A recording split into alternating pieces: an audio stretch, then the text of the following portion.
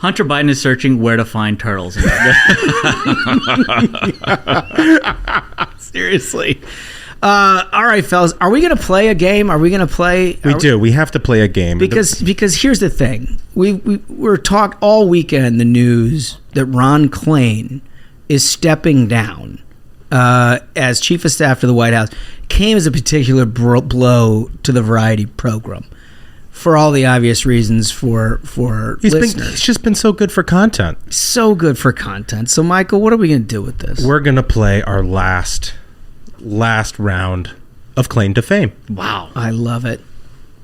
Don't you know who I am? Remember my name. Klain! Brainworm takes forever. You're gonna like my post most.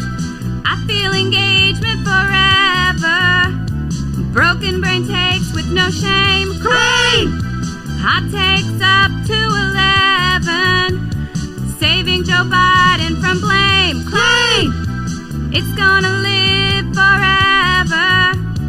Ronnie, remember my name. Remember.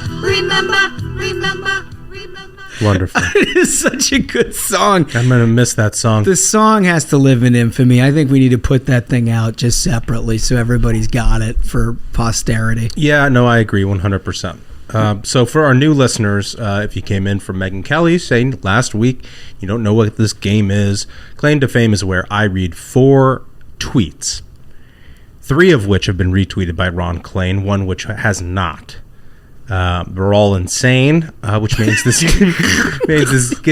game's really hard to play. And Holmes and Smug have to decide which is the one that he didn't retweet. So You know what?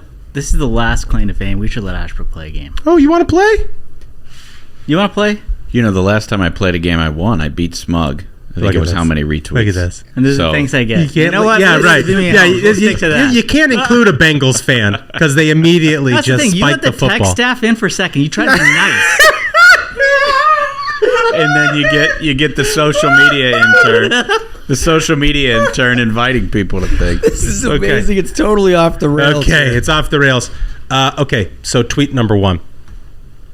This is from Greg Sargent. You may know him as the Plumb Line.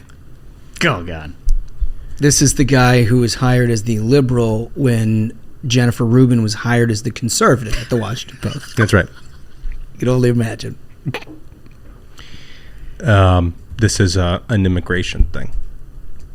This deserves more attention. Biden just expanded a program protecting undocumented workers from deportation if they blow the whistle on exploitative employers. This aligns the interests of migrants and American workers, blowing up a big MAGA argument.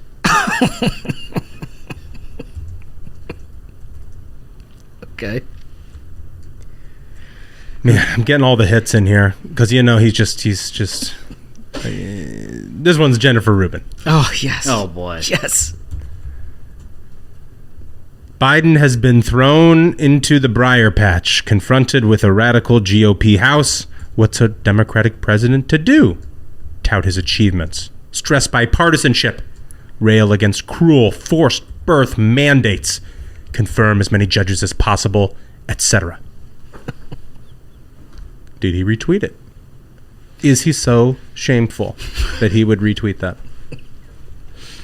You also have to think about the intentions of the judge and jury. Yeah. Because sometimes he's a head fake. Tricky. Okay. Tweet number 3. This is another Greg Sargent. So the original tweet is Greg Sargent. It's lunacy that Ron DeSantis can hijack the national debate with dumb stunts like his Martha's Vineyard BS. This year, Dems have to grab control of our big debates. I talked to Dems who are winning in the border region about how to counter MAGA agitprop. That's from Greg Sargent. There's a quote tweet of that. This is from Dave Beyer from the Cato Institute. President Biden's finally acting to fix the border, and Republicans are upset because they want it broken. Cato Institute. Yeah. Oh, really? Yeah, that's what happened. So they're for open borders. So we're taking those two separately, or we're No, it's that's so one. it's the Cato Institute that he retweeted Or didn't, or retweet. didn't. Okay. We'll see. okay. That's separate. Okay. Well, that changes my calculus. Okay. And then, look, we've been playing this game for a long time. And one of, I think, the unique things about Ronald Klain that I love most about him is that he can achieve the highest mountaintop of politics, become chief of staff, and still periodically retweet himself. Oh, man. So I've included one of his own tweets in here, and you have to decide if maybe he retweeted himself. Okay? Because what- it's the last time we're going to play this game. What a head fake. Okay. This is like all the hits, man. It Yeah. Like, is. everything. You got we'd Jen always- Rubin, you got Plumline, you got him maybe retweeting his own thing. I tried to really cultivate a real artisanal Oh, this is a good game. claim to fame. I'm going to miss this game. Okay, so fourth here is, of course, Ron Klain himself. Past 2 weeks, these all have green checkmark emojis. This is a list. Unemployment lowest in 50 years. Inflation down 6 months in a row. Today's new jobless claims a historic low. Record number of Americans with health insurance. Can I ask the judge and jury if I can get a date on the last one? January 19th. Okay. Why? Well, what I'm trying to do there, and why don't I explain it after? Oh, okay. After when we Okay. get into, people are going to do their selections. We can get into it. Can we do a reread of the first one? This is Greg Sargent. This deserves more attention. Biden just expanded a program protecting undocumented workers from deportation if they blow the whistle on exploitative employers. This aligns the interests of migrants and the American workers, blowing up a big MAGA argument. I actually don't understand how it does that. It doesn't. I don't like that. It fundamentally is diametrically opposed. I don't understand how it does what he says it does. It's insane. He's a wild. Okay. All right. Let me turn around while Smug does his thing, and then you tell me how we want to handle Ashbrook. Okay. Smug has his answer. Ashbrook, are we allowing him to play, or is he punished for Are you kidding me? speaking up? Are you kidding? So I'm going the to way turn he's off talking your to the mic. judge. I'm literally about to turn off the mic of this Colts fan whose team was out of it in September. Are you still an NFL fan? Are you allowed to root for your team? Just Don't embarrass your city too much. See now he's finally let the mask slip, and now you know, Holmes, why I'm not cheering for his team. Okay, you want to submit your answer? Okay, Ashbrook has already submitted an answer as is Smug. For our listeners, now the floor section here where Holmes can discuss his answer. Okay, so one of the reasons why I was curious about the dates of all of the number 4 was because there was some economic news that came out last Friday, but it also overlapped all of the document stuff, right? Which got basically no promotion. Yeah. Like the economic news was basically non-existent because everybody was talking about the Biden docs. So you're saying he was on tilt and he really wanted to get that news out there. It seems to me like a chief of staff who's upset. He's like, flood the zone. Yeah, he's upset about the lack of appreciation of his own accomplishments here. Right. Would take the added step Of the self-RT. of retweeting himself. So I think he did retweet that. Okay. I think he did.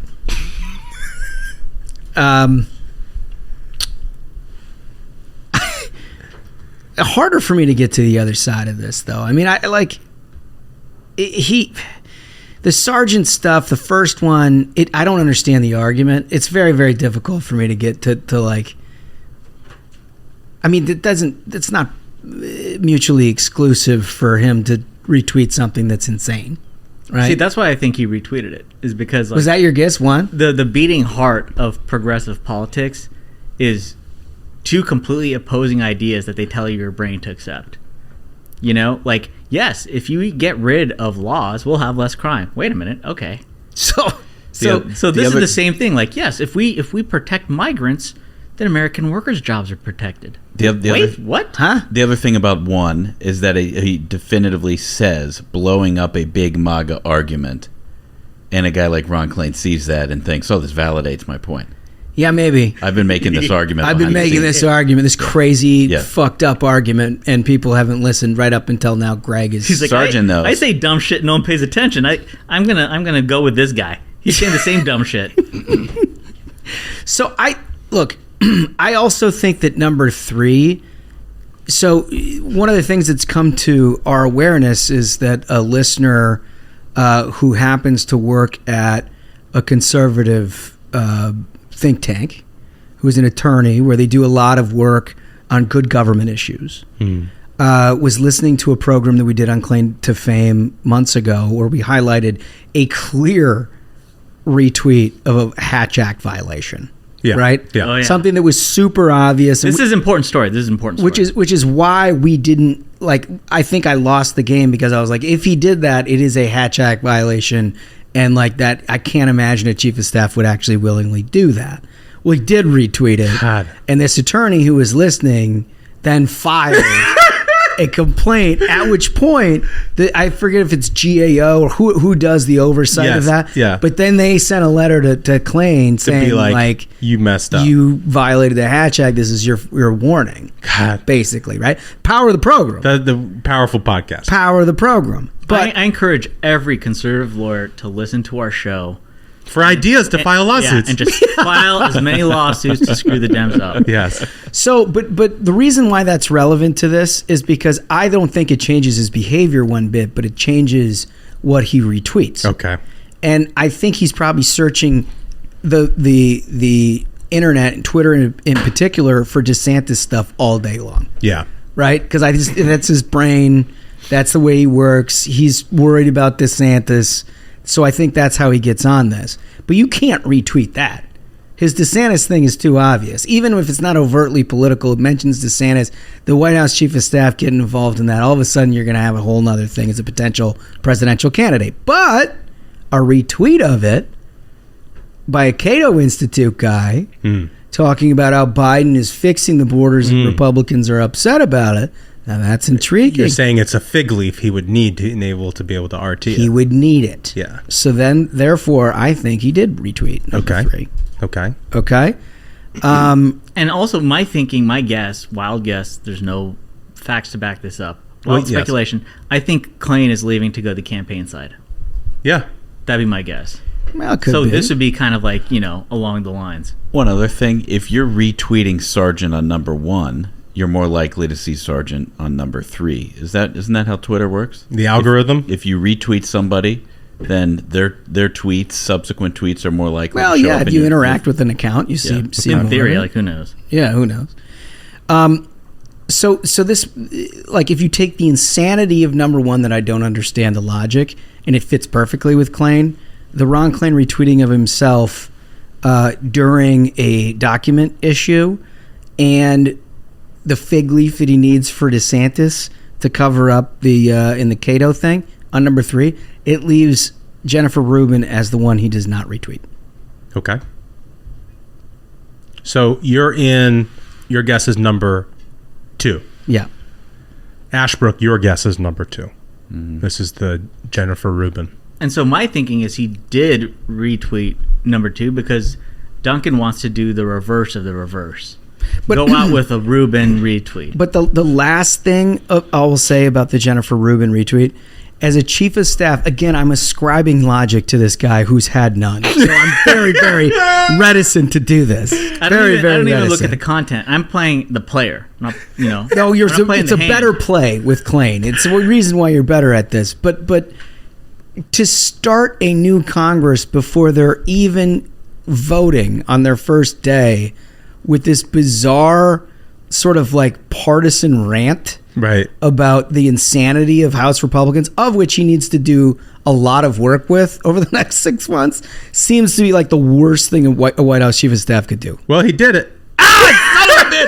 Let's go. He did it. No. He retweeted it. Unbelievable. Yeah, he did. He did on January 15th. You know? Unbelievable. Before they even Outstanding. start, he's like, these people are maniac. Can you read that one more time? I will read it again. Biden has been thrown into the briar patch, confronted by a radical GOP House. What's a Democratic president to do? Tout his achievements, stress bipartisanship, rail against cruel forced birth mandates, confirm as many judges as possible, etc. Dude, and here, the White House chief of staff retweeted that. He retweeted that. Before he's even spent a day doing business with the rats. Yeah. Unbelievable. The balls. Yeah. Well, maybe he had 1 foot out the door. Oh, incredible. So, Smug, your guess was number 3. This was the President Biden's finally acting to fix the border, and Republicans are upset because they want it broken. Mm-hmm. You believe he didn't retweet that one. Did not. He did as well. Wow. Amazing. So that leaves us with number 1. So himself or this insanity? He retweeted himself. Oh, he didn't do the first The one. number one plumb line insanity he actually didn't retweet. You tricked me because I was between 1 and 2, but I figured because so many insane tweets had already been basically underlying all of Klain to fame, we were going to go out on a high note. What a game. And his jersey goes up in the rafters. It does. It does. One of the best content providers that Ruthless Variety program has ever had. Yeah. I love it. Fellas, we did it.